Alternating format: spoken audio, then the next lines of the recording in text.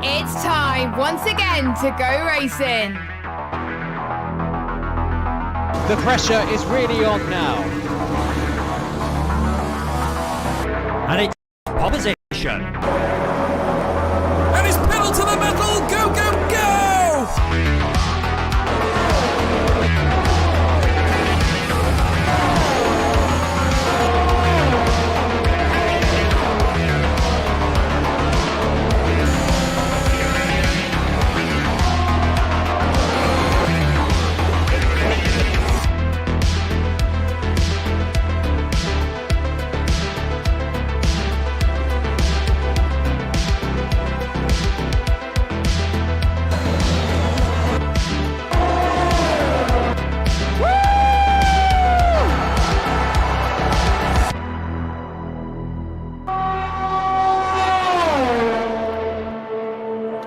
Good afternoon, ladies and gentlemen, mothers, fathers, daughters, sons, brothers and sisters. Welcome to the penultimate round here at PSGL for season 29.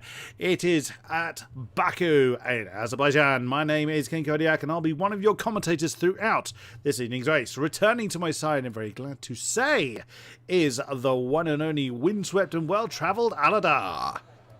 Thank you. I think that's probably the first time I've been called either windswept or well-travelled, so I appreciate that. Thank you very much. Yeah, no, very, very glad to be back. We're getting right towards the sharp end of the season now. Just a couple of races left to go, and yeah, things are looking a little bit different from when I was last here. Somewhat, yes. Let's have a quick look at the championship standings. Sam Bean has all but secured it for the drivers. 29 points clear with 34 still on the board. John Evans, the only man, or Wonder Boy as he's been called, the only man to be able to challenge Sam at the top of the table. It would basically need Sam to not to score for this and the final round, and for John to win them both with probably fastest lap as well. So long shot, not impossible, but it is certainly advantage Williams in that respect.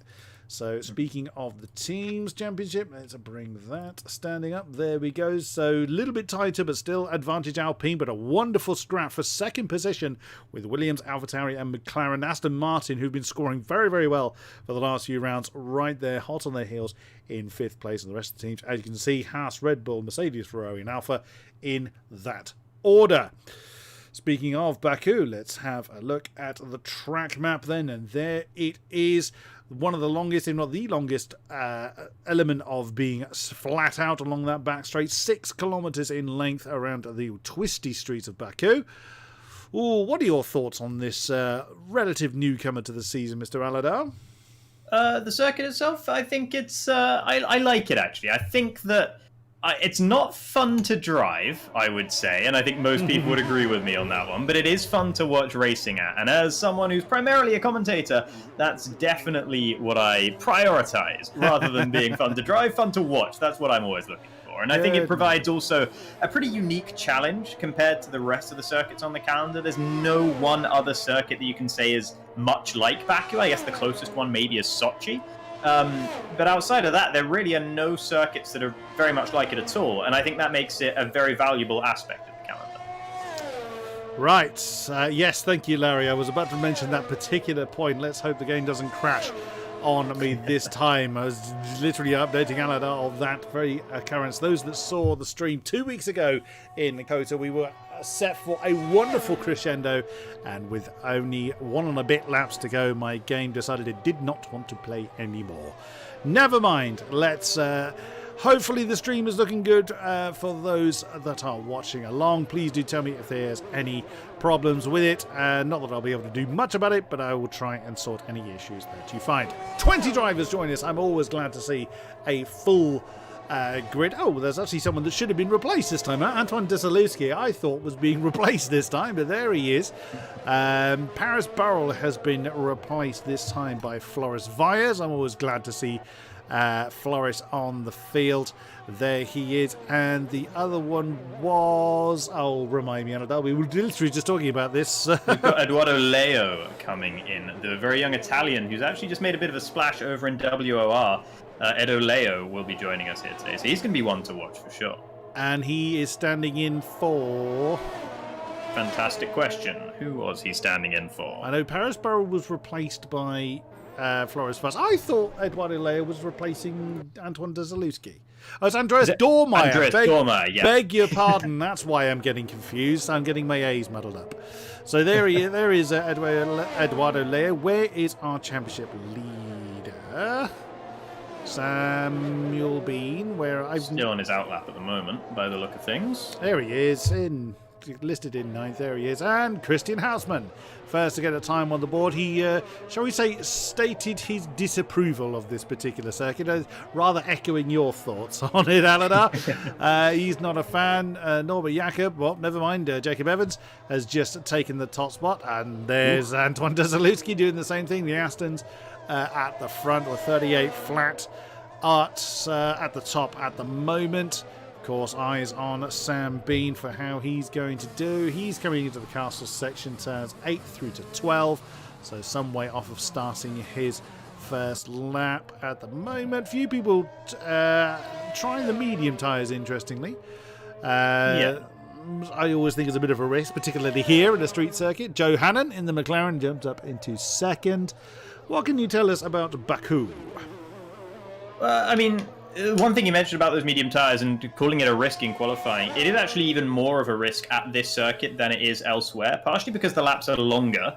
So if you do make a mistake on a lap, it takes longer for you to get back into the pit lane, longer to do the out lap and then the next lap and then the in lap following it. So every mistake you make erodes more time off the clock than it would at most other circuits. Also, with the walls being as close by as they are pretty much every single corner on this circuit, it's a lot easier to make those mistakes. So if you do go out there early or even at all on these medium tyres, and then on every single soft run you nick the wall here or there or get a couple of corner cuts, which is also possible to do at certain corners around here, then you really will find yourself under a lot of pressure coming towards the end of qualifying. And while it is one of the tracks where overtaking is more of a possibility, you've got these very long straights, as you mentioned, you still, in a field that's going to be as close as this one, you do not want to be starting from 20th on the grid, because that is a massive uphill battle. Absolutely. A few more times on the board whilst Aladar was explaining that. Gets owned up into second with 38.080, just 55 hundredths off the back of Mr. de Zalewski. Neon up into third with the 38.1. And who else is up there? Norbert Jakob with 38.3. Jeffrey Ritchie with a 38.5. No one else to get a time on the board. Where's Eduardo Leo? He's coming to the end of his lap in the AlphaTauri. He's chasing home one of the... I can't see who that is directly ahead. Yellow flags, that's just people being slow. Probably going into the pit lane. Yes, indeed. What does Eduardo Leo get on the board? It's a 38.1 for the stand-in AlphaTauri. Yeah. Not a bad effort. Yeah, pretty decent time, actually, from Edo Leo. I was expecting to see him somewhere near the top, so seeing him up there in third is not too surprising. I'm a little bit more surprised to see Getoned and Neon both being right up there. Both of those drivers currently sitting ahead of the likes of Joe Hannon and John Evans, who have been two of the strongest drivers in the races they've participated in this season. And speaking of strongest drivers, Samuel Bean, who's been the strongest driver over the course of the whole season, is once again up there at the top, the first driver into those 37s. Now, we did see him get a big old helping of slipstream there off of one of the Red Bulls, and that's only just taken the top spot by less than a tenth. So, is he keeping something a bit in reserve? Is this track not working for him? We will see. We're pretty certain that everybody's got a bit in reserve for this at this stage of qualifying. Oh, Tom Martinez getting very squiggly in the Alpine, coming out of turn 16. Flying down the road, heading towards his first time lap. Second lap on these tyres, going for a medium run at the moment. Is he going to finish the lap, or is he going to come in? Looks like he's going to finish this one.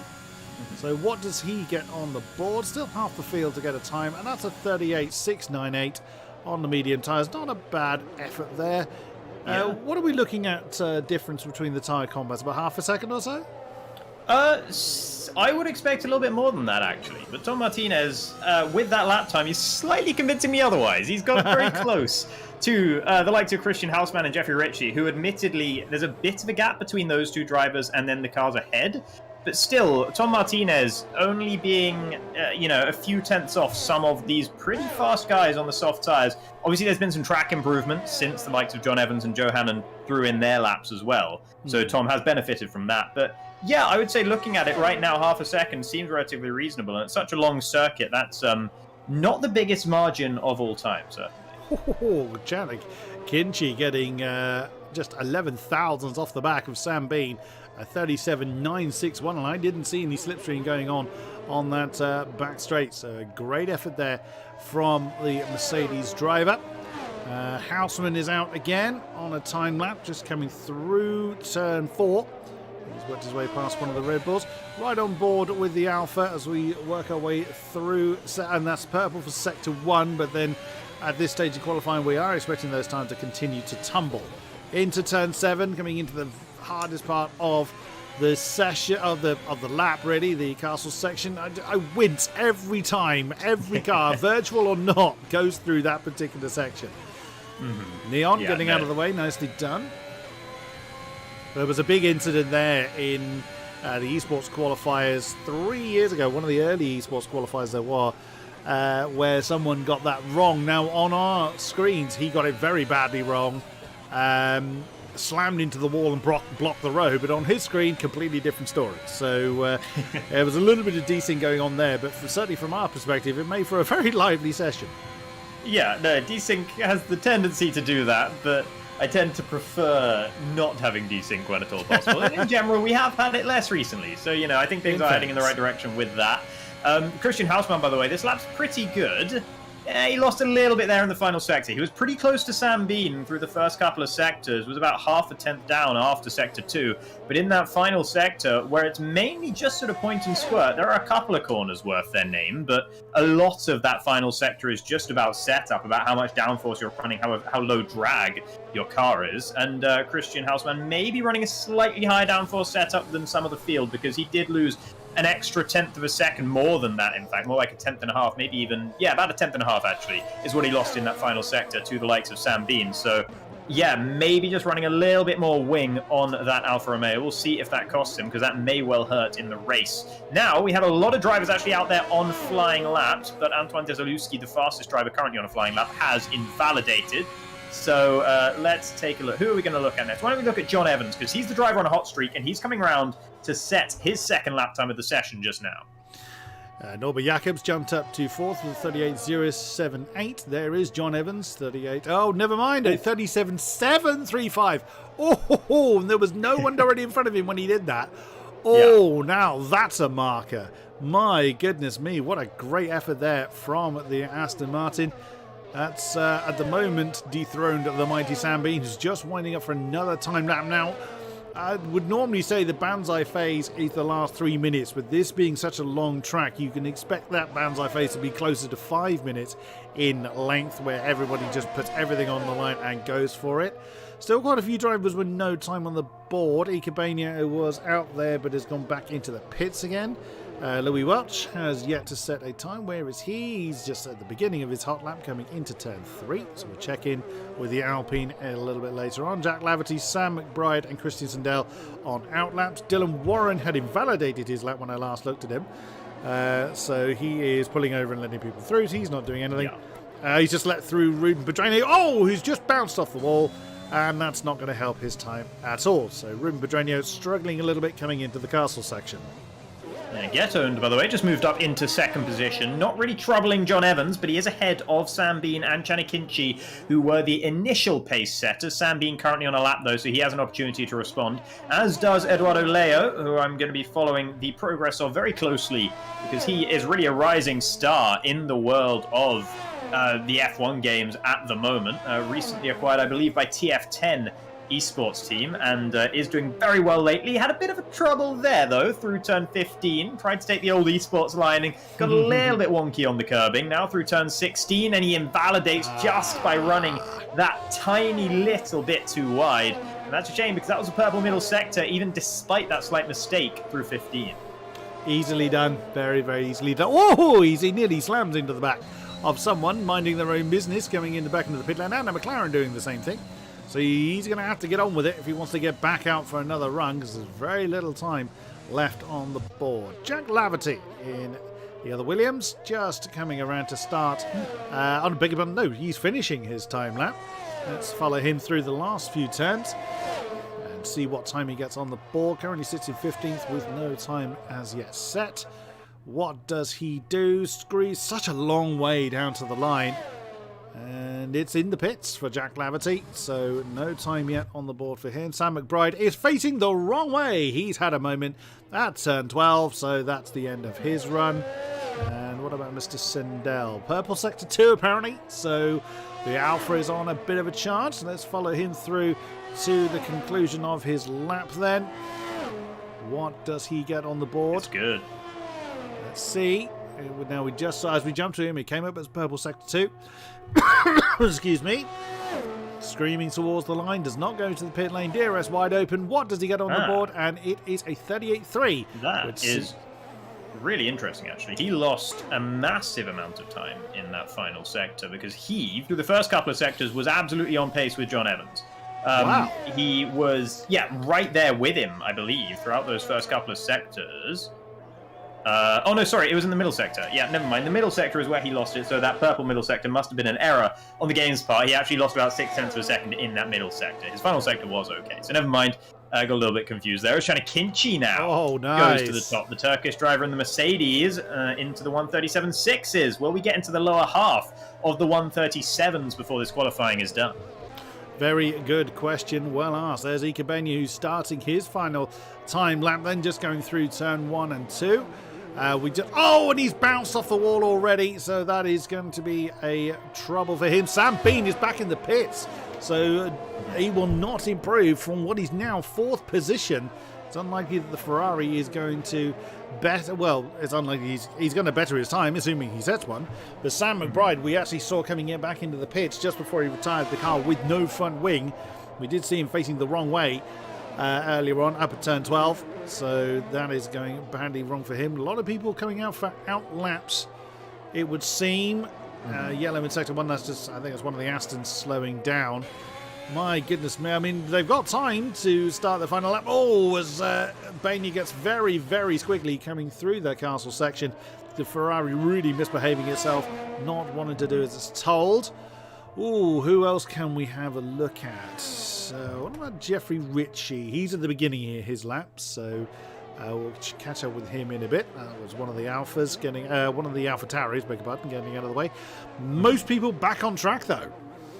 Yeah, no, almost everyone back out there on track. Sam Bean just leaving the pits now, so he's leaving it as late as he possibly dares to do so. You do get to cut turn 1 with the pit exit, so he just about has enough time, but it's going to have to be a pretty sharp outlap from Sam Bean. He can't afford to dawdle too much there, as Christian Sendell isn't going to be able to get out of the pits in time. All other 18 drivers, not Chanakinchi either, everyone else is going to be able to set a lap time now. Ikabayana just came across the line, but only a 1:41.2, so he's going to have to do a second lap on this set of tyres in the hopes of setting a decent lap time whatsoever. Where's Jeffrey Ritchie? Because he should be next across the line. And he's... that looked like he... he is out of this one.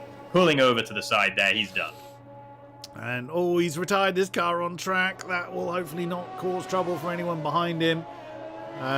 Missing front wing again. The castle section claiming another victim already. Hopefully Sendell's car doesn't cause anyone any issues. John Evans on his final time lap of the session. Just coming through turn 2. He's got a McLaren directly ahead. Not close enough to give him any slipstream, however. Almost everybody else that's still in the session is on a time lap. Just Sam Bean and Eduardo Leo to start their time lap. Now, Sam Bean will start. I thought he was actually remaining in the pits to the end of the session, but as you can quite clearly see, he hasn't. He should beat the clock from there. Yes, he will indeed. So Sam Bean will very much be... He better hope that no one in front of him has a problem, because he will not have a second chance of this as he comes over the line. Let's follow Sam Bean, current championship leader. One hand and a pinky already on the championship trophy for season 29. Following through, right-hander, right angled corner of turn 2. I'll get the right words out in the right order in a minute. Screaming down the area that I think it was last year or 2 years ago where Williams actually tore a drain cover off of that bit of the road out in Baku.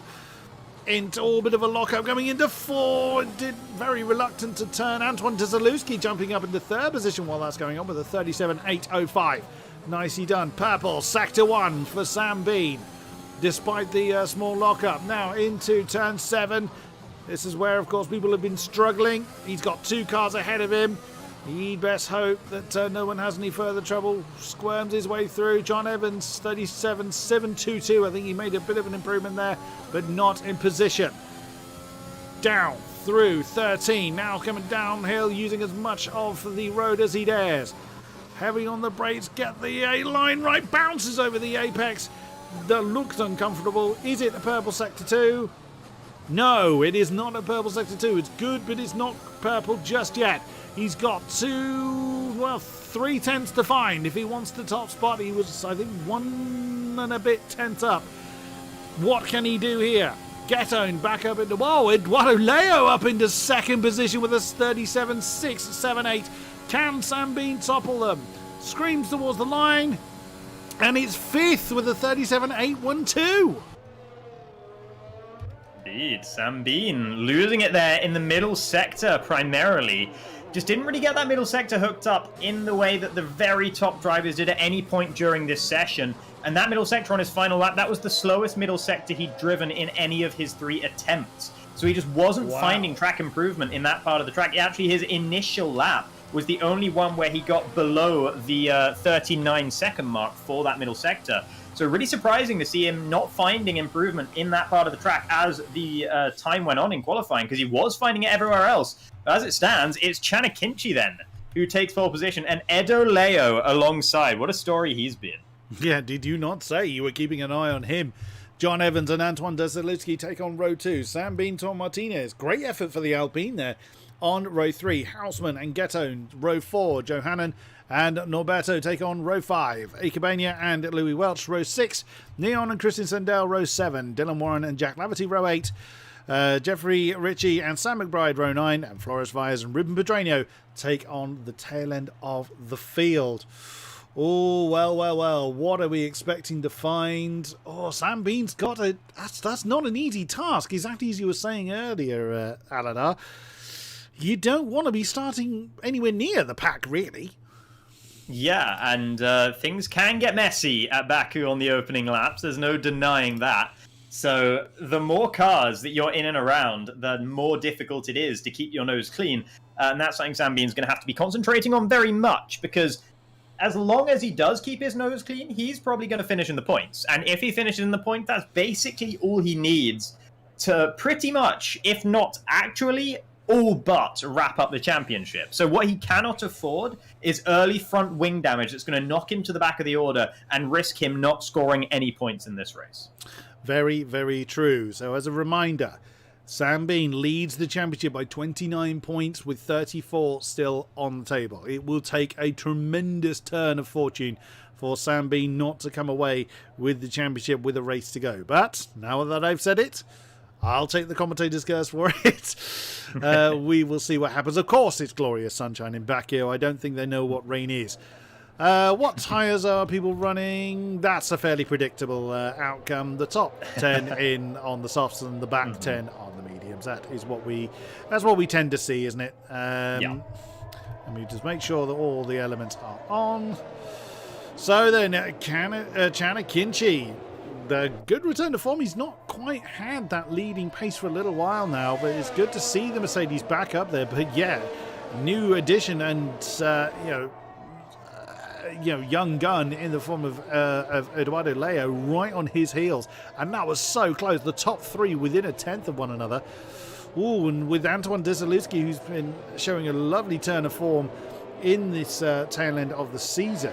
Tom Martinez, now that's a stunning result for him. He's had a very up and down season, but that's a great effort, starting from 6th position. Sam Bean, exactly as you were saying, I think it's probably at this point he's just happy to play the safe game. Doesn't have to do anything silly. Doesn't have to defend. Just could afford to lose a few positions if he needs to secure the championship. Or he may just choose to have a bit of fun. The pressure's not really on him right now. The pressure is on this man, John Evans, if he has any chance of retaining his championship charge. Yeah, John Evans is the opposite of Sam Bean. He needs to go for broke. He needs to try his hardest to win this race and pretty much cannot afford to lose positions off the start line. He's actually clunked the wall there on the formation lap. Luckily, you don't get damage on the formation lap, but that's a little bit of a nervy moment maybe for John Evans there. You know, that's just the nerves settling in perhaps.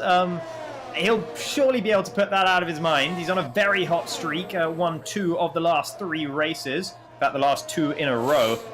He is definitely the driver on the best form in this field here today. But that moment might have just knocked his sky-high confidence just a little bit. So Chanakinchi will line up on pole position for the 2nd time this season. He's currently down in 17th in the driver's standing, so a win here would see him skyrocketing up the order. The other thing to watch out for, of course, Teams Championship, it's Alpine versus Williams at the very top. And their only representatives inside the top 10 are Sam Bean and Tom Martinez, 5th and 6th. Aston Martin, who have been scoring all the points in the team standings lately, they're down in 5th with 84 points, but with a 3rd and 4th place start in this race, they could look to at least challenge for the top 3 by the end of the season. Put into chat who you're voting for the win. Let's see who is going to get this one right. But for now, for the penultimate time this season, it is time to wind them up and let them go. Now, who is going to be bravest on the brakes? It's a good start from the front rows, a really good start from Leia, but can't quite hold it. Aston Martin side by side. Most people side by side. Of course they are. Into turn 1, trying to look through the tower. It looks like everybody has just about survived. Kinchi first, Leo second, Evans third. Oh no! Trouble! Huge trouble! Further back, a lot of people. Desaluski all the way down to the tail end of the field. My goodness me, they look like... I thought both Astons actually made it, but John Evans made it through. But Desaluski spun round. Lots of switching further down the field. Louis Welch on the medium tires up into 7th. A great start for him, but disaster for Desaluski. Yeah, absolute disaster. What happened was Tom Martinez went all the way around the outside. Christian Hausmann's now falling down the order as well in the Alfa Romeo. But around the outside of turn 2, Tom Martinez went. His front tyres were in line with the rears of Antoine Desaluski, who, when he lit up his own rear tyres on the exit of turn 2, turned to the right a little bit under that sort of traction load, and that forced Tom Martinez into the wall. He had nowhere left to go. And it ended up going especially wrong for Antoine, but also for Tom Martinez. Both of them outside of the top 10 now. And Sam Bean also had to jam on the brakes to avoid that incident. And as a result, you can see he's already 2.5 seconds away from John Evans in 3rd. So he is going to be vulnerable. If you're not with DRS, once you get to lap 3 in this race, and the guy behind you is, you almost have no chance of holding them back. So Sam Bean is going to be vulnerable from Louis Welch, who has had a fantastic start. He's capitalized off the misery of his teammates at the start of this race, and he, who started outside the top 10, is about to try and take 4th away from Sam Bean. And it's damage. Sam Bean is in the pits. Yeah, exactly as you said. He'd been really struggling since the start. Louis Welch is absolutely on form. Christian Hausmann has left the session. I mean, we did see him with no front wing on his car, so that's Bean, Pedranio and Desaluski into the pits following their incidents. That's going to really hurt. And the ghost of Hausmann is coming as well. Hard tyres going on for the first lap pitters. Tom Martinez down into 15th now, but the top 3 are Kinchi fending off the advances of Eduardo Leia. John Evans right there as well. A great opportunity for John Evans to capitalise on the misery of Sam Bean. We'll see how well Sam is able to find his way back through the field. That is not what he would have wanted. Yes, the pressure may be off him. He doesn't need to score much, but he does need to score. If he is outside the points in both races, he can still lose the championship that he's fought all season to obtain for season 29. But Louis Welch, got to be said, what a cracking start. Medium shod Alpine. And, really doing well to get the maximum points for the team. Norbert Jakob right behind him. Gadone was second in the qualifying for a while. There's Joe Hannon in the McLaren. Ikebani right with him. Again, a good start for the Ferrari. Dylan Warren, who started near the back of the field, up into 9th place. Great effort there. Tom Martinez opted not to pit. That's not the car I was aiming for. That's the car I was aiming for. So Martinez chose not to pit, and he's being hustled hard by Floris Valles. Now coming to the end of that lap. What does the Alpine choose to do?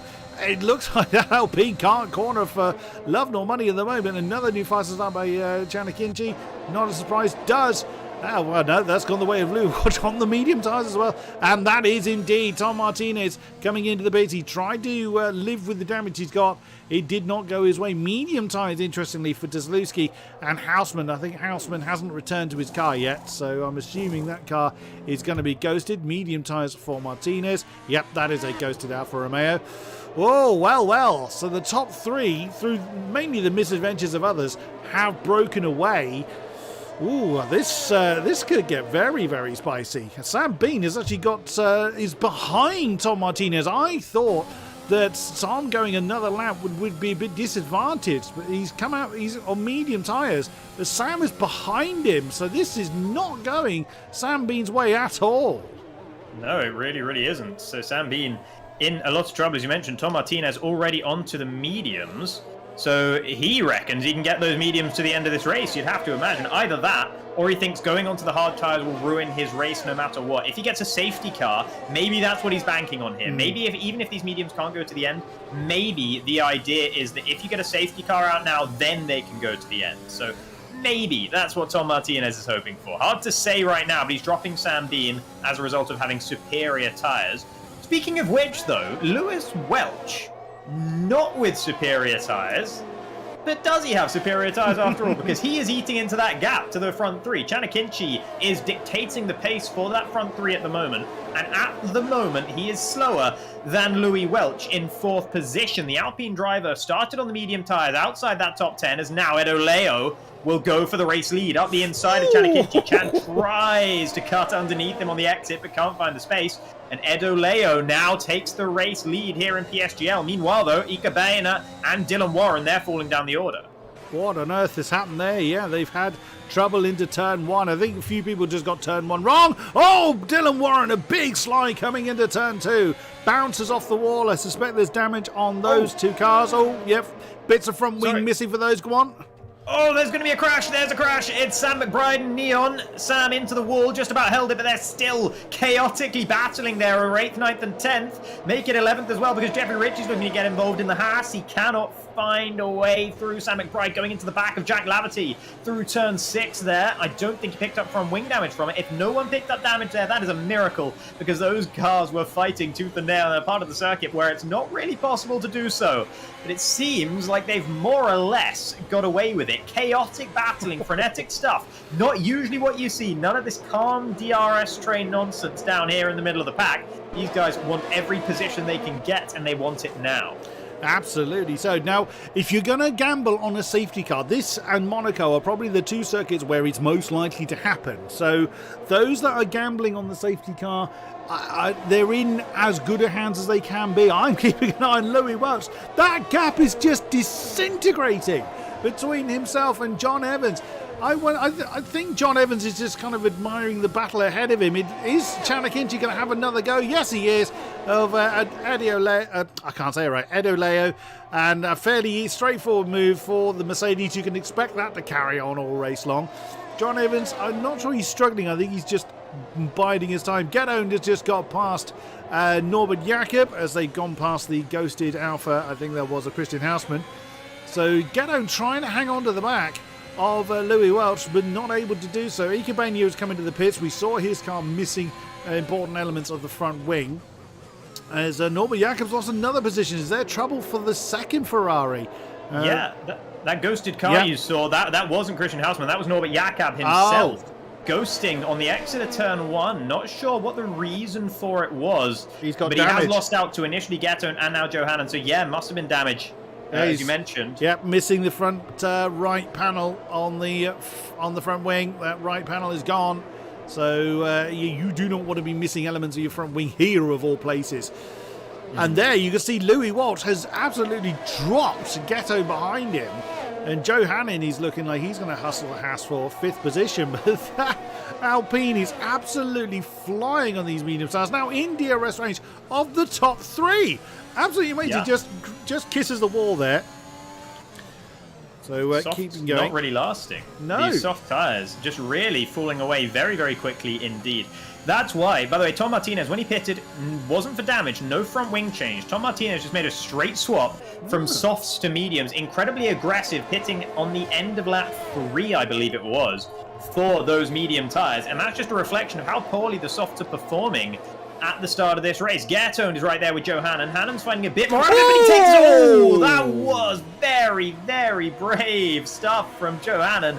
Maybe a little bit over the line if you get owned. You're not happy about what the McLaren just did if you are the driver in the Haas. But both of them managed to make it into the pit lane okay, and I don't think either of them picked up damage. It's just a bit of a Code Brown moment for Get-Owned, who actually straps on a set of hard tyres. Joe Hannon and Norbert Jakob both onto mediums, Get-Owned onto hards. That suggests it's marginal, and that suggests that Tom Martinez is going for a 2-stop. And Donda Zalewski with the fastest lap. Remember, he pitted on the opening lap as well. Oh, no, beg your pardon, it was a few laps later. Yeah, I'd feel quite aggrieved if I was Get-Owned from that particular move there. I think it was a bit too much. I mean, it's up to him if he takes that one to the stewards. We were riding on board with Louis Welch there, now right under the rear wing of John Evans. So flying the Alpine flag well. And he may well get this timed brilliantly well, because if the front three pit along with the rest of the soft runners, then Louis Welch is just going to have a straight run to the lead of the race. Down through turn 15 they come now. Eduardo is still hustling Chanakinchi, with John Evans now closing the gap back up to the second place AlphaTauri. Now, what are the top three going to do? Riding on board with Louis Welch now is working our way through the twisties of the final part of the lap now, through turn 20. That's not really a turn of any description. Are the top three coming in? Doesn't look like it. They don't look... well, they're going the wrong way, if that's what they're planning on doing.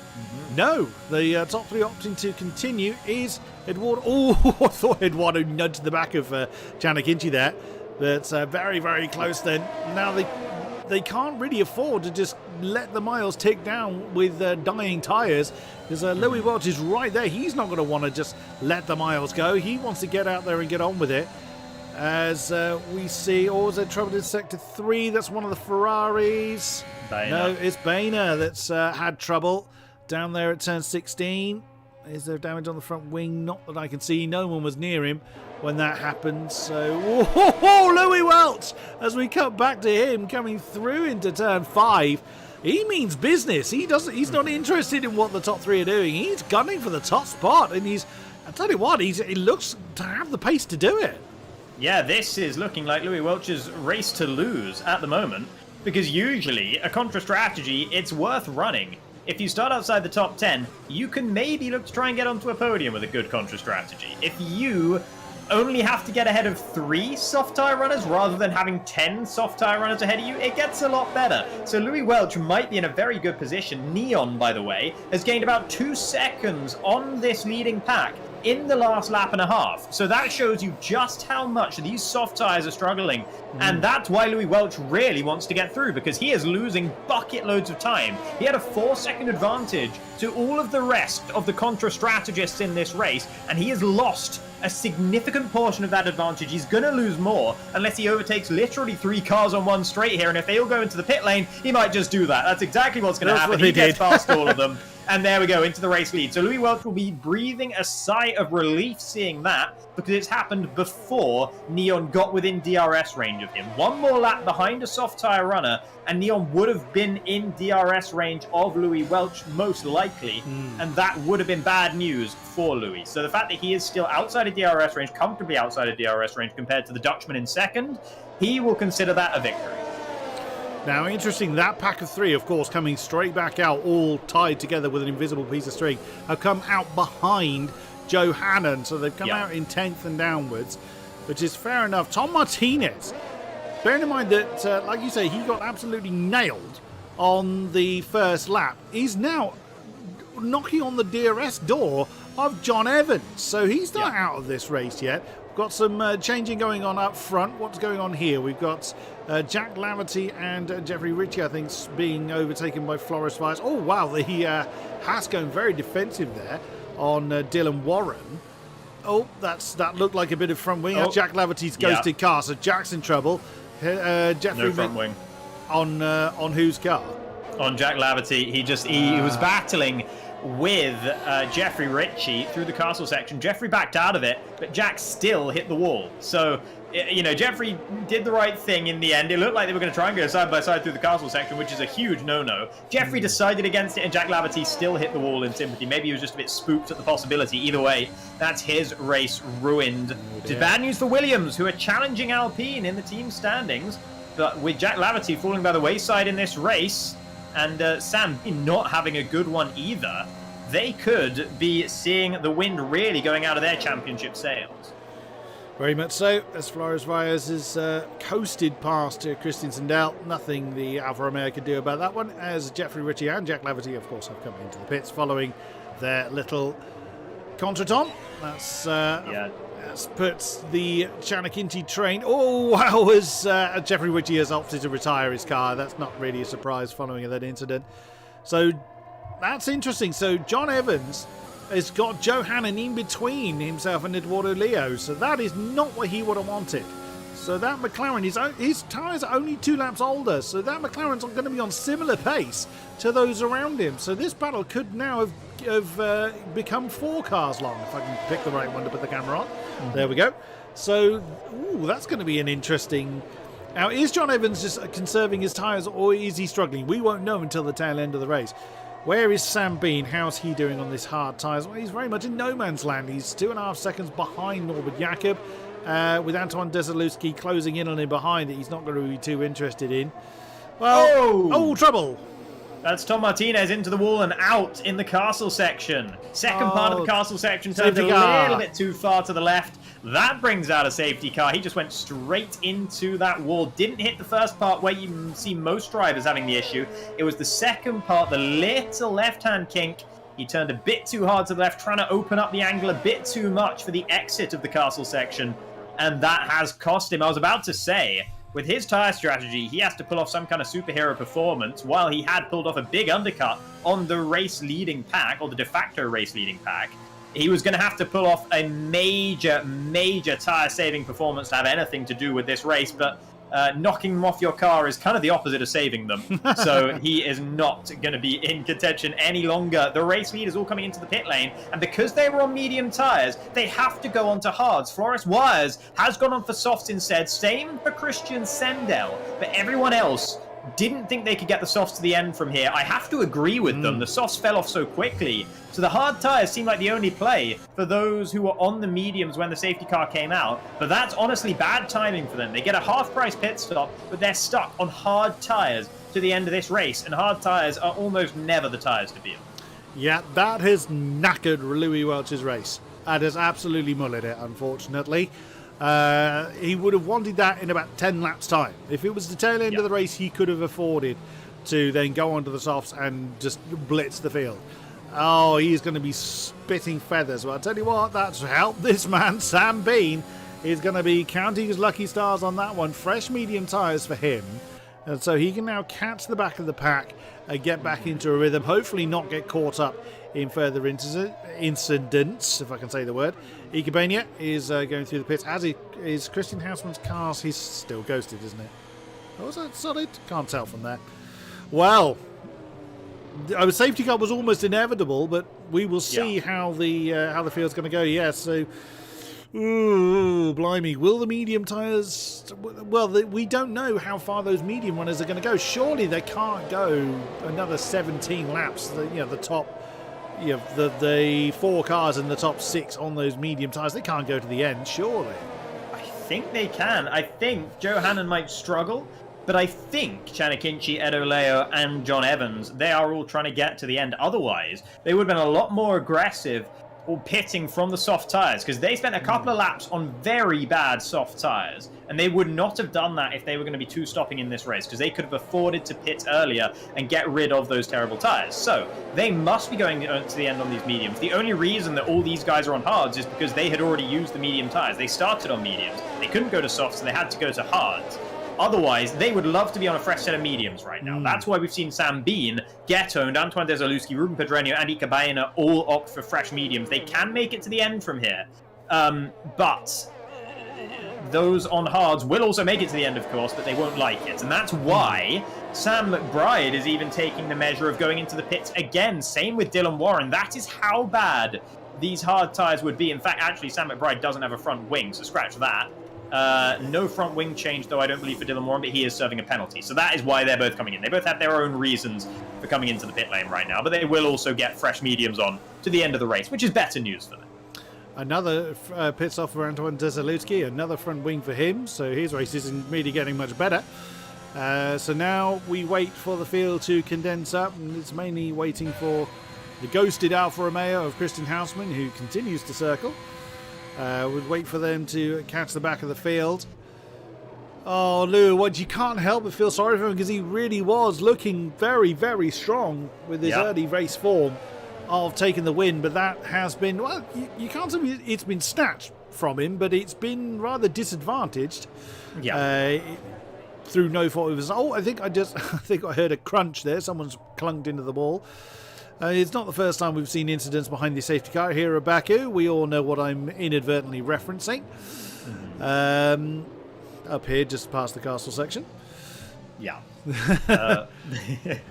Yeah, Louis Welch, I mean, it really is such a shame for him as well, because he was a driver who, in the middle of the season, had such a hot streak. A few races where he was winning or getting podiums, 2 race wins so far this season. It all came in this cluster in the middle of the season, and he's gone off the boil significantly since then. This could have been a fantastic return to form for the British driver, but with this...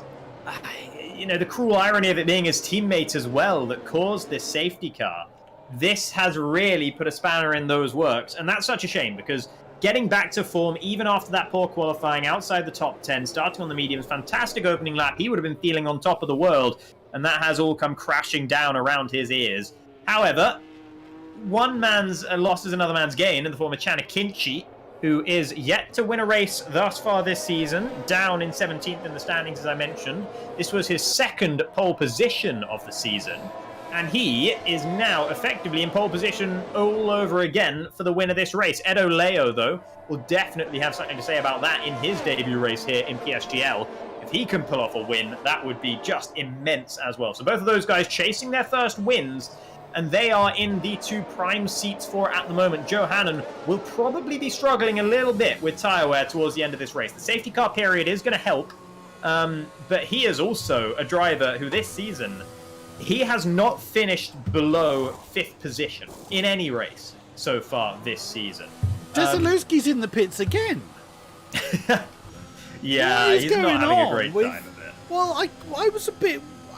I was looking at him earlier, and I couldn't quite work out what he was trying to do, because he was a good 7 seconds off the back of the pack and crawling. I can tell you exactly what he's done there. So I'm pretty sure what just happened with Antoine Desalutski is, under the safety car when it first came out, he pitted onto a fresh set of medium tyres. He then promptly damaged his front wing behind the safety car, so he had to come in again. But the next set of medium tyres he put on was one he'd already used in the race and that were fairly worn. He was at the back of the field, so he could pit again on this lap, strap on that fresher set of medium tyres again, and not lose anything as a result, because he's going to be able to drive straight through Christian Hausmann, who's ghosted, and then he's back to where he was in the safety car train. So he's not lost track position, and he's got a fresher set of medium tyres than what he would have been on otherwise. Okay. Nice tactical thinking from Antoine Desalutski. Well, let's have your predictions then, because I'm sure a lot of people's predictions may well have altered now, rightly or wrongly. There's still a lot of unknowns here. We've got 2 soft runners in the midst of the pack that are no doubt going to influence the order of things. Safety car is not showing any signs of coming in yet. No, safety car's lights are still on. I was just thinking we're getting to the end of Sector 3, so we'll know this time around, and there it is. So safety car will be coming in this time. I did wonder whether Desalutski was intentionally hanging off the back of the pack so that the safety car went round again. But I don't know that. But if he was needing to pit again, that might be why he was doing that. Anyway, I don't know, and I'm not going to get into that particular debate. Let's stick with our lead pack then as we come through the final turn. Everybody weaving away. It's going to be up to Louis Welch to pin the throttle and get this race back underway. What's he going to... Well, we know what he's going to do. It's when he does it is the all-important thing. Safety car is back in the bits, and there he goes. Wheel racing again in Baku. Does Chanakinchi have an answer? Well, not at this point. A decent start. Neon side by side with... well, he was side by side. Oh! Neon just went into the back of Johanan. That's front wing damage for the Red Bull, and he's pulling off to the side to let everyone through. As a result, that's one fewer car in between John Evans and potentially winning this race. That is exactly what he needed for his championship charge. What he doesn't need is the fact that he has a very aggressive driver behind him in the form of Christian Sendel, who's on fresh, soft tyres. Christian absolutely will fight for any position he can, regardless of whether he's on a viable strategy or not. So John Evans will need to watch out behind for the German. Absolutely, we got swapping of positions going on. Dylan Warren really out of position as cars are coming past him in the McLaren. As we watch on board with Neon following his damage, he's going to be understeering like an absolute boat at the moment. Goodness me, don't know where to put the camera at the moment. There is John Evans with those soft shot cars right behind him of Sendan and Fires. Now coming up through the castle session. Louis Watch, of course, can't break away on those hard tyres. We'll see how he's able to fend off the advantage of everyone behind, but we know how strong, even without DRS, the slipstream alone on that back straight is very, very strong. So Chanakinchi staying in touching distance of the leading Alpine. Now down the hill, heading towards the conclusion of the lap. On board again with the Aston Martin. Johanan, just wanders a little bit wide and nearly slammed to the ball. Oh, Sendel's out! Sendel is out. What's he done? He's bounced off the wall and ruined his car. That's going to be safety car again. Oh, well, here we go again. Okay, now this calls into question what's going to happen for everyone else now. Floris Vyers will probably go back onto a set of medium tyres. So his race is back on, although he has a 3-second penalty and will go to the back of the field. Louis Welch stayed out, so he's committing to those hard tyres. He's not sacrificing the track position to go onto another fresh set of mediums. Jeffrey Ritchie feels the same way, but Dylan Warren is also in the pit lane. Neon has damage, so of course he is going to be pitting. I think Dylan Warren probably also had damage as well. But it looks to me like Christian Sendel, I mentioned, he's an aggressive driver. He wanted to take that position away from John Evans. The best way to get to position is to have a fantastic exit of turn 16. And I think Christian Sendel just asked a little bit too much of those fresh soft tyres, particularly the rear ones, on the exit of turn 16. That sent him veering under traction to the left-hand side of the road and into the wall and out of this race. So 3 cars out. And a bit of a reprieve for those who might have been edgier on strategy. Every lap behind the safety car is better and better news for Johanan and for Norbert Jakob, who were going to be pretty edgy on tyre wear towards the end of this race. Now, they are going to be pretty safe, you'd have to imagine. Certainly safer. And Dylan Warren's gone for the soft tyres, as you were mentioning earlier. That's a bold move. 12 laps? Well, I mean, that's 12 laps from now, so the safety car isn't going to be coming in this lap. We need to wait for Neon to get to the back of the pack. He's not going to quite make it before the safety car and field have made it to the end of Sector 3. So we will be another lap behind the safety car, I would imagine. Christian Hausmann's ghosted car is still doing well. There it is. Still trundling along in 14th position. Oh, I feel... Can you imagine what's going through Louis Welch's head right now? Yeah, a lot of things, to be honest. A lot of different things. And a million decisions as well, because he'll be tempted on one level to pit. But I just don't think he can. I just don't think it would be the right decision for Louis Welch at this stage, because he knows that almost everyone else in the field can now go to the end on their current set of tyres with the leniency that this safety car has afforded people. What's happening with Ruben Pedreño down there with Ika Baena? He's been overtaking people. Now he's getting overtaken. Don't really know what happened there, but I think everything sorted itself out without too much difficulty. No one diving into the pits. No one has managed to damage their front wing behind the safety car on this lap. And that's good news. That's better than the last safety car period, at least. But yeah, Louis Welch, I don't know. I think he's still very vulnerable. I think he's still unhappy with what's going on. Oh yeah, he's committed to this strategy now. If we were doing 100% distance, then yeah, he'd have a viable option to come in. There's not enough race for him to come in now and make up lost ground. He's got to make this work irrespective of how the rest of the field does. which is going to make him feel very uncomfortable. And again, Jeffrey Ritchie the same. He's right in the midst of that pack with hard tyres on. That's going to be a very uncomfortable place to be, I dare say. So it's still, in my opinion, is advantage Akinci. But what can John Evans do about it? He seemed to not quite have the pace around him. And exactly as you say, Alida, that really helps Joe Hannon and Norbert Jakob, or certainly takes a bit of pressure off of them to do any tyre saving towards the end of the race. So don't discount them. Joe currently 4th, Norbert in 6th. So it's still all to play for them. Sam Bean, amazingly, is back in the points again. Yeah. So, the disadvantage he's faced. I mean, if the race finished now, he'd have the championship, as he would not lose enough. If my maths is right, he wouldn't lose enough points against John Evans. So Sam Bean he's quite happy just to sit behind the safety car for the. Well, I'd imagine Louis Welch is quite happy to sit behind the safety car for another 12 laps, which. Well, that would be a bit of a tricky one to commentate on, 12 laps of this, in fairness, but I've had more difficult situations to deal with in my career. I can believe that. You wouldn't believe what sort of stuff happens to us commentators sometimes, where we have to fill all kinds of air for all kinds of reasons, but the safety car, mercifully, will be in this lap. And yeah, Louis Welch will lead them away once again. His safety car restart last time was about as perfect as you can make it. He really caught Chanakinchi with his pants around his ankles on that occasion. He'll need to do the same thing again, and this is one of the most difficult safety car restarts if you are the leading car, because the last safety car line is such a long way down this straight. You have so much straight to go before you reach turn 1 after you have to gun it. So Louis Welch needs to be very, very careful. He'll let it go in just a moment. And there he goes. He's done that spot on again. Kinchi just he went to go a little bit too early, tried to preempt what Louis was doing, but did it too early. Whoa, Joe Hannon having a look. John Evans having a look. Everybody is having an argument down there into turn 1. And it looks like, Houseman's Ghost is going to continue to fall, so we ignore that one. Through turn 2. Looks like everybody has survived this time around. For the third time of asking. That's not the camera I was aiming for. Let's have that one instead.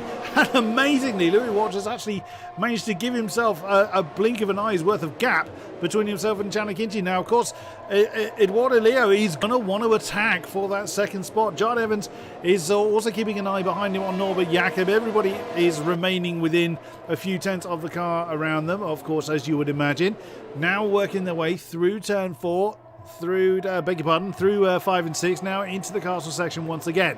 What can Louis Welch do here? It's going to be pretty hard to keep those hard tyres up to temperature. Through the castle section he comes. He's still got half a second to Chanakinchi, but that's not going to last too long as they now work their way back downhill through turn 12, 13. They're getting the taps open on these cars once again. And that gap beginning to decrease now as the medium tyres are starting to come into the... Oh, that was close. Oh, is that trouble for someone, or was that just very close to the ball? No, I think it was just John Evans almost hitting the back of Joe Hannon. It was almost a lot of trouble for the championship challenger. He could not afford to touch the McLaren, and thankfully he didn't. But it was really inches into turn 15, and as a result of his bravery, he's getting a great run on Joe Hannon, who struggled a little bit on this last lap. And here comes John Evans then down towards turn 1, but up ahead there might be 3 wide for the race lead, because Edo Leo is right there. Chanakinchi's going to take it. Edo Leo wants to sneak up through the middle. There's no space there, but he tries to find it anyway. Switches back underneath, but cannot get the run he needed. Louis Welch is somehow holding on despite the reduced traction on those hard tyres. Chanakinchi takes it on the inside of turn 2, and now Edo Leo will follow him through. Louis Welch disadvantaged on the exit of that corner. Behind them, John Evans did get through on Joe Hannon. He's up to 4. What a great sequence of corners. That was fair play for Louis Welch, hanging on as best he could, but he was never really going to win out on that one. So Eduardo Leo then still hanging on to second position. John Evans, one more car to dispatch before he's back in this fight, and that's Neon in the pits again. Oh, goodness. Oh, sorry, coming back out of the pits again. Zika Bania has left the session, so we suddenly saw him drop. He had a big lag moment and then disconnected from the race. His Ghost now continuing. Hopefully we don't end up with more Ghost than natural drivers as the race continues. Looks like Dylan Warren's having a bit of a lag moment himself in the McLaren, and Zika Bania has reappeared. So that Ferrari will be reoccupied very shortly, as Chanakinchi has got to keep that charging. Oh, God, I always wince when they get that close to the ball. Oh, look at Joe Hannon having a look. at John Evans. He wants that 4th position back. Now, is John going to be able to fend off Johanan as well as attack Louis Welch? Well, he had a great drive, didn't he, out of turn 16. So nice effort there from the Aston Martin. Louis Welch, of course, the times have reset because Ikebeni's returned. Are the DRSs going to be open for Louis Welch? No, DRS isn't back on. That's why. There we go. It's me forgetting on how long DRS takes to come back. So no DRS at the moment. So Louis Welch just about keeping John Evans at bay.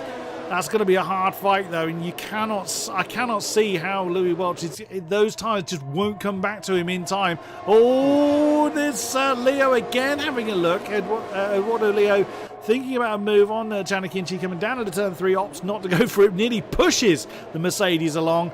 Oh, we got a lot of fighting to go until the flag.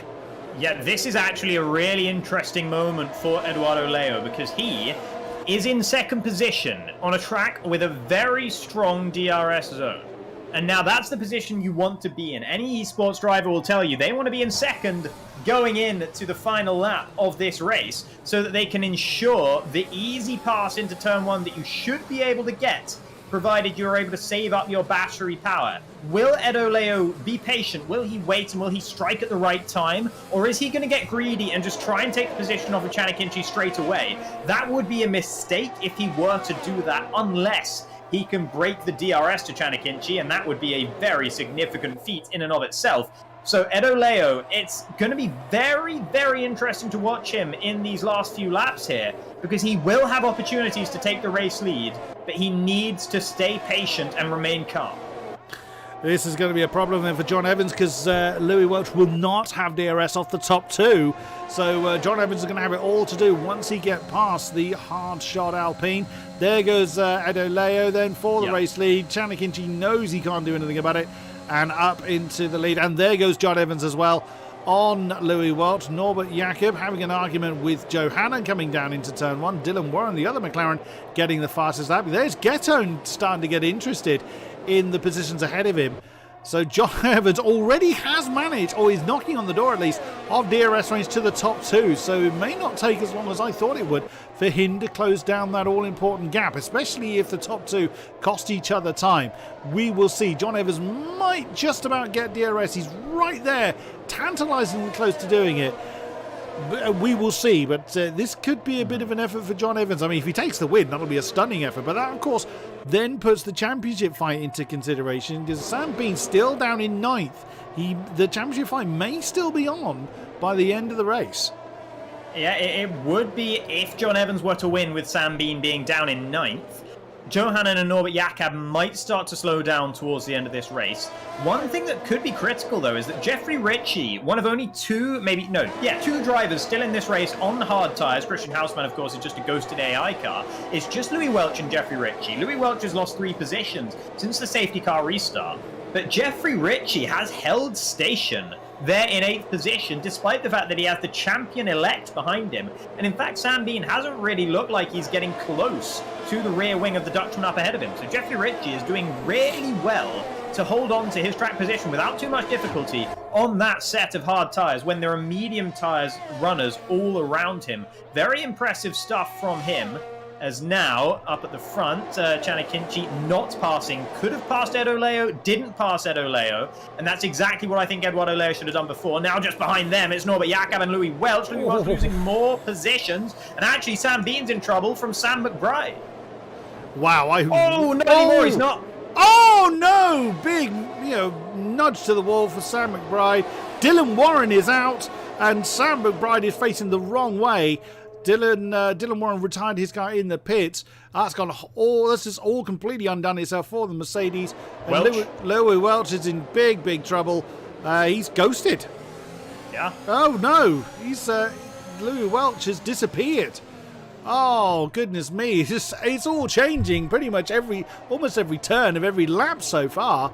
But John Evans is right back in the lead battle again. There he is. He's caught the back of Giannicinci as we just watched Johanan bounce off the wall at turn 7. Oh my goodness! All bets are off. This is going to go down to the flag. Brilliant stuff. Indeed. There's Louis Welch retiring from the session. So I think he was just making sure that everyone got through ahead of him. before he retired. In fact, he's actually retired due to collision damage and pulled out a safety car. Safety car again. Oh my goodness. Another safety car. I didn't think we'd have this many of them. I naively thought we didn't have. Oh dear. That's not gone well for Leon. Speeding under the safety car. That's a bit harsh because it's only just come out. But he's retired the car anyway, so he probably didn't care. Oh my goodness. So we're down to 14 still running. Sort of, because we know that Houseman is a ghost. Martinez has now left the session, but he was already retired. Sam McBride is ghosted at the moment, although we have just... Oh, yeah, there we go. He's just rejoined. So that might be why we saw him have trouble. Johannon's in, and Desaluski... How many pit stops has he had? 4. Well, to be fair, he was outside of the points, or maybe in 10th position. And by rolling the dice here onto soft tyres, there's just the slightest chance he might find his way onto a podium. He's only lost maybe 1 track position as a result of that. Johannan, however, he's lost rather more in the way of track position. He was on the joint oldest tyres with Norbert Jakob, so I can see why if anyone would want to pit, it would be him. But still, I'm surprised. I thought you could get those mediums to the end with 3 safety car periods. And this is a big gamble then from Johannan. We just saw a bit of a weird moment there. It was a big lag moment. I couldn't work out why Edo Leo just shot past the safety car, but then he reappeared behind it. So a bit of a lag moment there going on for one of our top 3. Oh my goodness. So if you finish, you're going to be in the points. Sam being now up into 7th. So that likely, certainly if John Evans finishes in 3rd, that likely is going to secure the championship to the Williams. Will do. Yeah, there you go. It certainly will secure the championship that way, but we just don't know what's going to happen. It's going to take a little while for Sam. Well, Sam's back in his car again. We did see him rejoin. Ike Bayena's not in his car, so that's still a ghosted Ferrari. It's going to take a little while for them to catch the back of the pack. Well, you know, the safety car's getting a fair amount of airtime this week. Yeah, most certainly. And you know, you mentioned about not knowing what's going to happen towards the end of this race. There is absolutely a universe, a pretty realistic universe, in which Eduardo Leo and Chanakinchi crash into each other on this safety car restart. That is definitely a possibility. Chanakinchi is usually a pretty safe pair of hands. He's not usually a driver you see getting involved in crashes and incidents with others.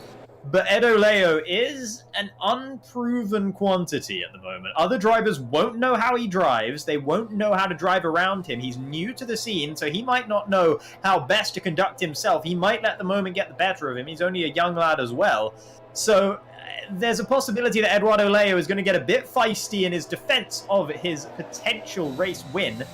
And that could result in an issue between himself and Chanakinchi. If that happens, then John Evans finds himself back in the lead of the race.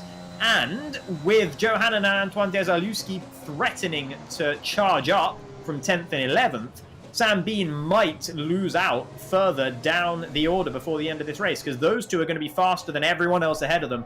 And so, to a lesser extent, will be Floris Viers. Indeed, with the fresher tyres and no need to save any rubber with only 5 laps to go. So that's 5 laps from now. So of course, this one being behind the safety car now that the Ferrari of Ike Bayena has caught the back of the field.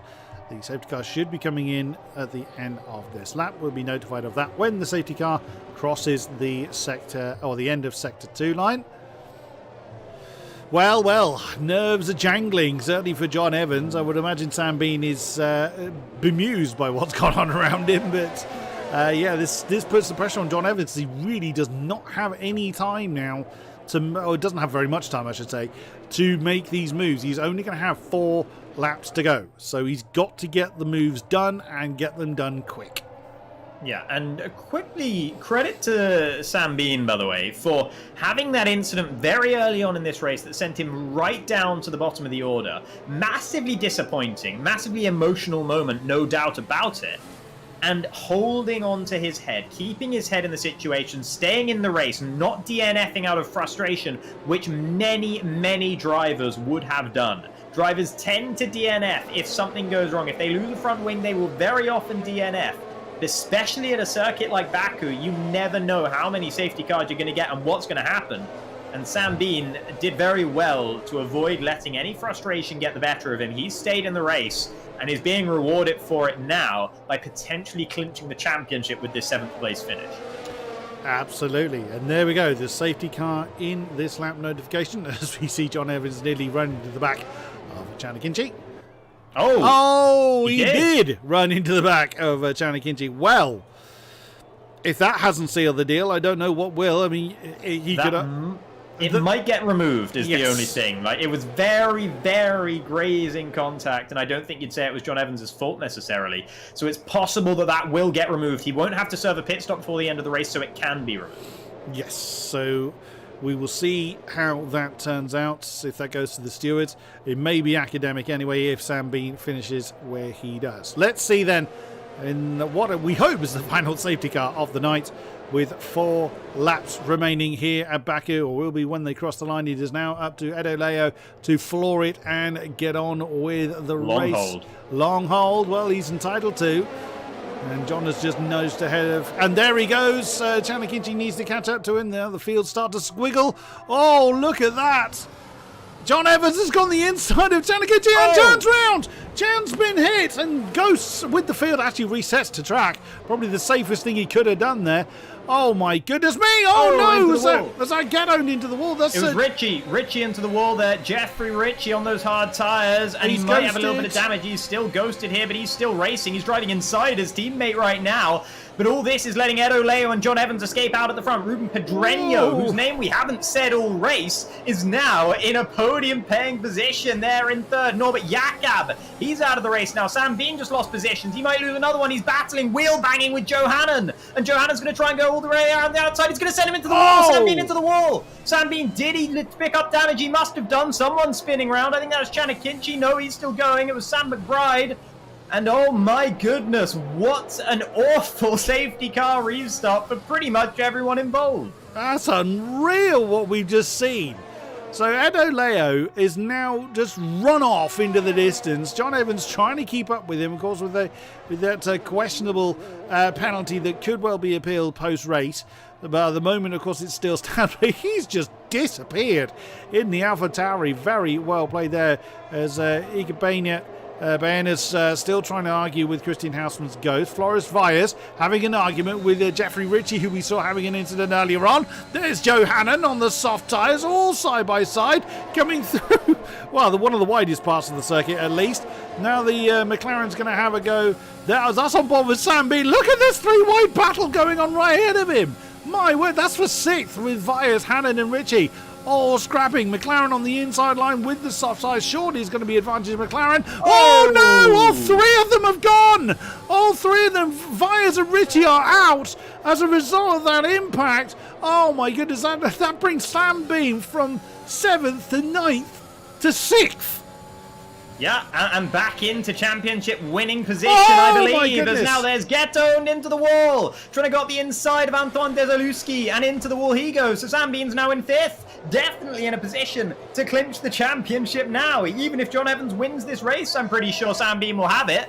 There's only 11 cars remaining, and one of them is the ghosted car of Christian Hausmann, who's in the points, by the way. Oh my goodness me, this is absolutely mad. So Ruben Pedreño and Desaluski here. Yeah, Desaluski has a chance to maybe even win this race. He's got far superior tyres to everyone. Ruben Pedreño tries to hold him up into the wall. Now they both go. And Ruben Pedreño tried to defend, and he went into the wall. And I've got to say that was predictable. The Spaniard wanted to hold on to the position. He couldn't. And that ruins it for Antoine Desaluski, who might have been able to win this race. He throws it into the wall. I'm not sure if that was just the front wing damage. I think it was just understeered into the wall as a result. I don't think it was intentional, but it was close from Antoine Desaluski. 10 cars DNF now from this race. Oh my, it's been a while since I've seen half the field missing. Oh goodness me, this is insane. Absolutely insane. So the one at the back of the field is the front wingless McLaren, DRS enabled. Well, that's nice.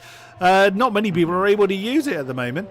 Ironically, that 5-second penalty for John Evans is now irrelevant because he's got more than 5 seconds back to Sam Bean, who's going to be on the podium in this race.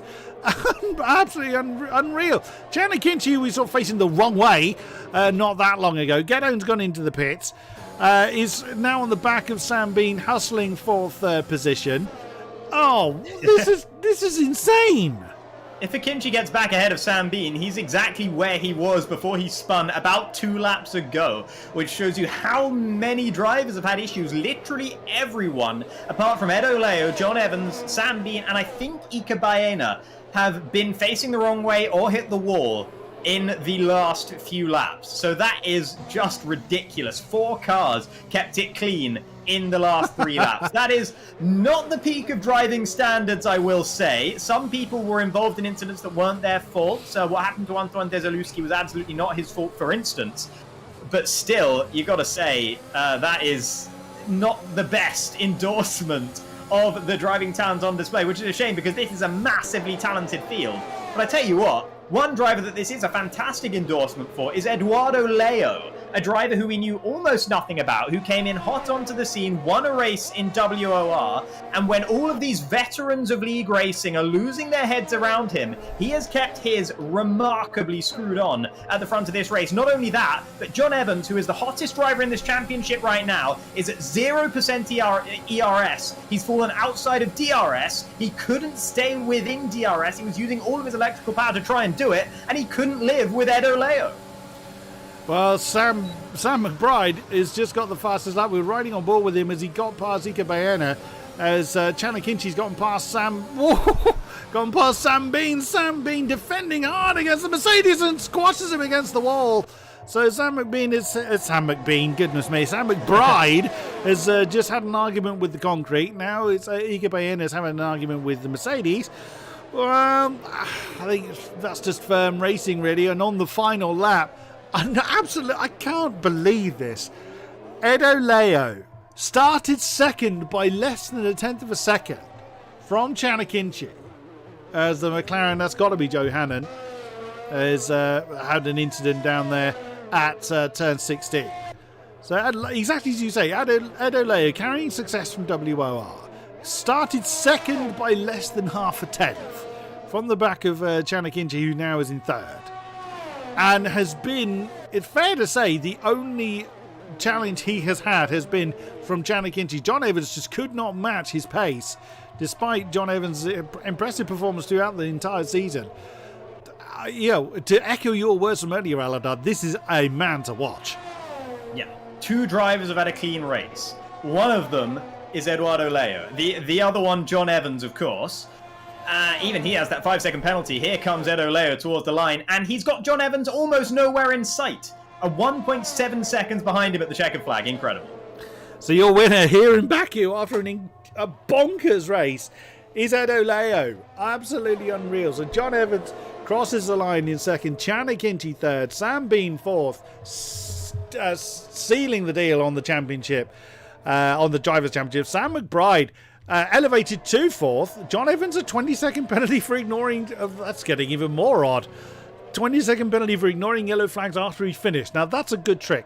So he's just jumped down to fifth. Ruben Pedreño sixth. Ika Baena is dropping through the field. Has he stopped? He's stopped before he's crossed the line. What has he done? He's not finished. Ghetto's nicked the fastest lap right at the death of the session.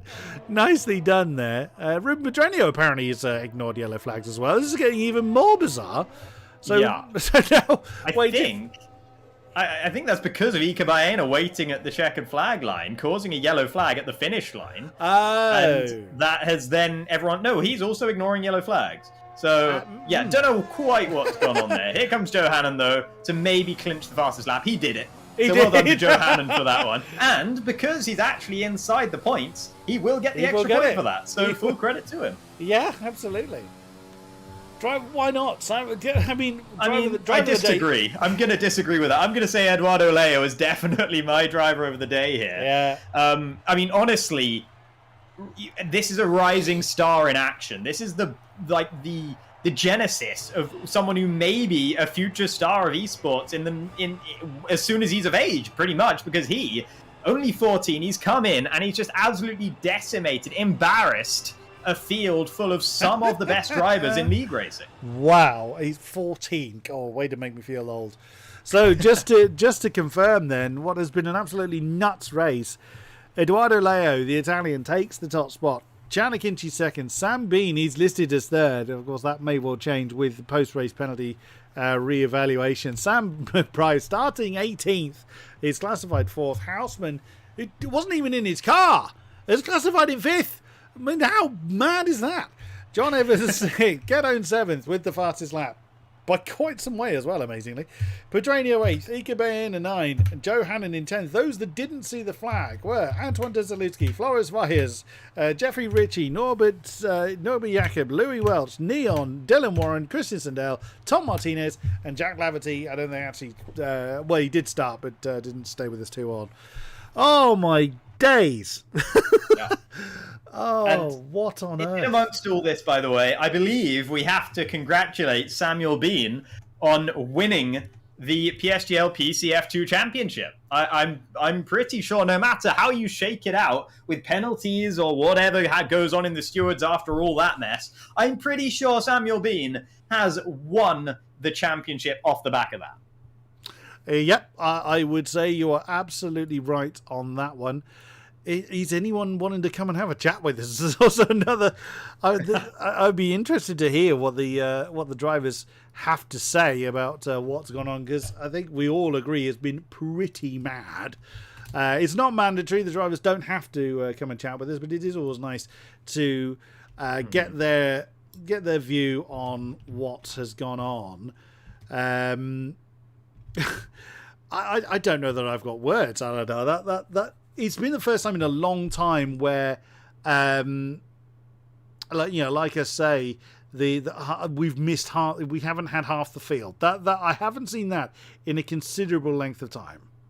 Yeah, I'm also going to say I think there's probably almost no drivers who are calm enough right now to probably join us for an interview. I think there's a lot of steam pouring out of a lot of ears after what we just saw out there. There's going to be a lot of very, very upset drivers indeed. So I think only one will be okay with everything that happened. Maybe two. Maybe Sam Bean's going to be all right with it as well.